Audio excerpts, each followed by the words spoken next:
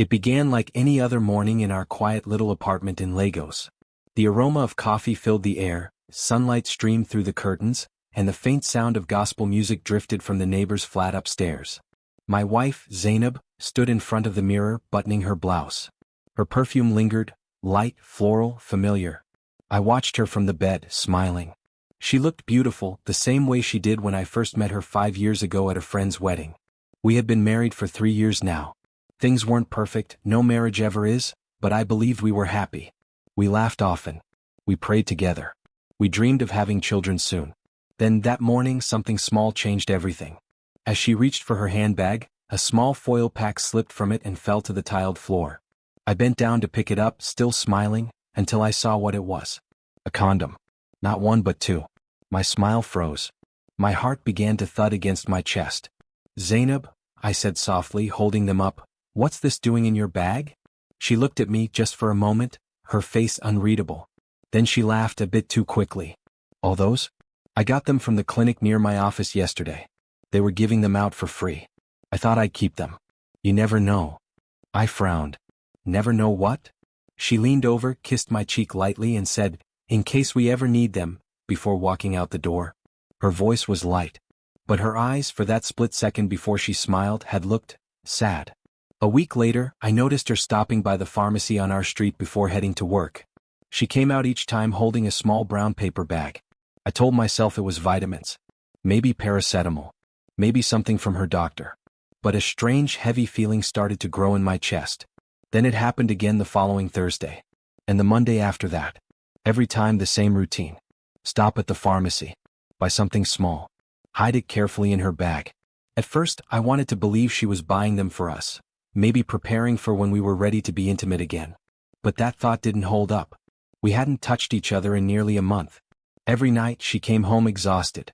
She'd say she was working overtime, shower quickly, eat a little rice or noodles, and go straight to bed facing the wall.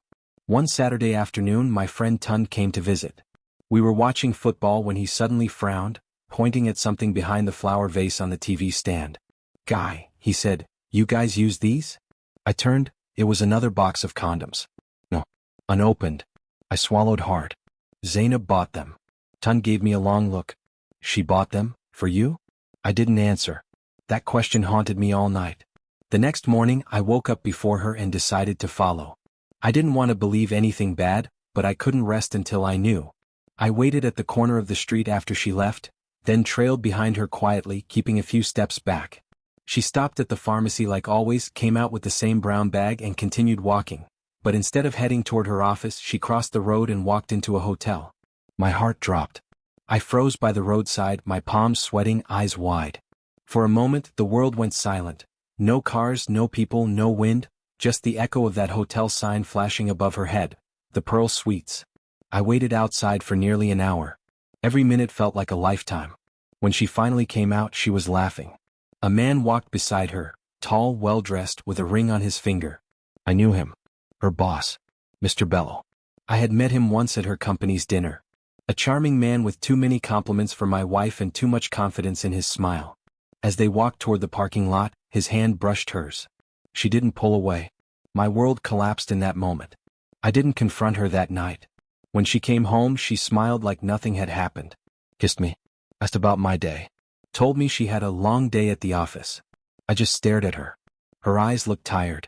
Guilty maybe. But there was something else too, fear. I couldn't sleep. I couldn't eat. Every time I looked at her, I saw that hotel door in my mind. The next morning I asked, "Zainab, do you love me?" She froze for a second, then smiled weakly. "Of course I do." "Why would you ask that?" "Because I think you've forgotten what love looks like," I said quietly. Her lips trembled, but she said nothing. She just picked up her bag and left. That was when I decided I needed the full truth. 2 days later, I went to her office unannounced. Mr. Bello wasn't there, but one of her co-workers, a young woman named Lara, pulled me aside. "Are you her husband?" she whispered. "Yes," I said. "Is everything okay?" She hesitated, then sighed. "I think you should talk to her directly. But please, be kind. She's been going through a lot." That made no sense to me. Going through what?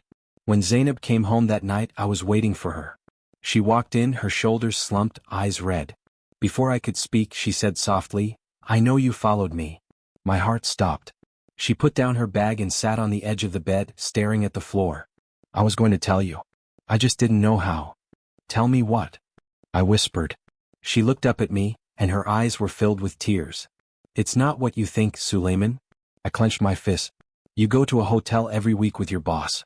You buy condoms every Monday. Tell me what I'm supposed to think. She wiped her face, shaking. He's sick. I frowned. What? Mr. Bello. He's HIV positive, she said slowly. And his wife left him when she found out. He told me one night, crying in his car. I started helping him volunteer for a support group. We meet at that hotel. It's where the sessions hold because the members want privacy. I blinked, confused. Then why the condoms? She took a deep breath.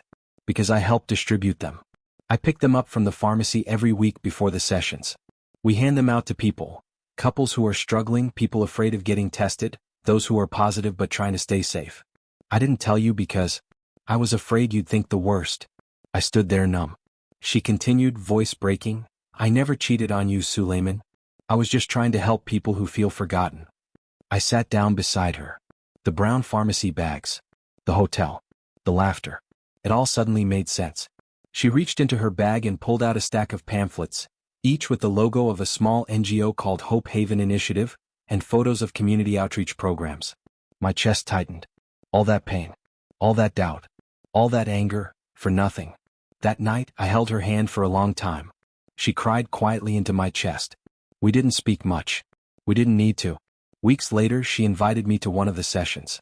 I watched as she stood in front of a small group, speaking softly, handing out information, sharing hope with strangers who had no one else to talk to. She was radiant, brave, kind. I realized then that love is not just about trust. It's about understanding what you don't see. Months later, we started volunteering together. And on the wall of that hotel meeting room, there's now a framed quote that Zainab wrote herself. Sometimes the person you doubt the most is the one carrying the light you need.